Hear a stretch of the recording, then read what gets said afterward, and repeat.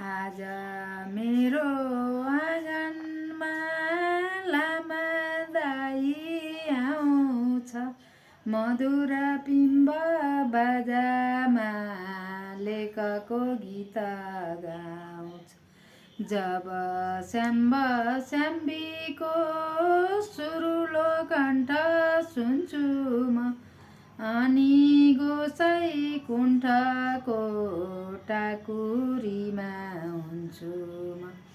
वारी र पारी हिउँचुली तालैमा छाया परेको, घाँटीमा घन्टी बजाई चम्री गाई चरेको।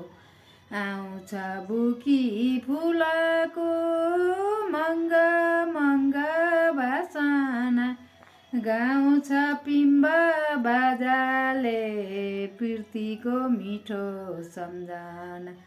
सल्लाहको घारी सुसाई आज मलाई बोलाउँछ, चम्री मेरो स्वागतमा सेतो पुच्छर डोलाउँछ।